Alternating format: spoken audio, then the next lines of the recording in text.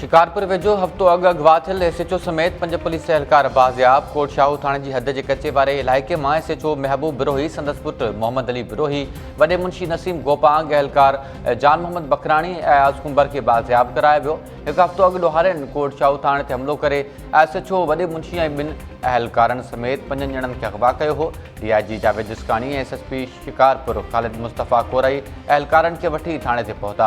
DIG Sukkur Javed जिस्काणी media खे ॿुधायो त SHO सुधो समूरनि मुग़वियुनि जी बाज़ियाबी डील न पर पुलिस जी प्रेशर सबबि अमल में आई। धाड़ेलनि जे दबाव में न अॻु आहियूं न ईंदासीं, असांजा हौसला बुलंद आहिनि।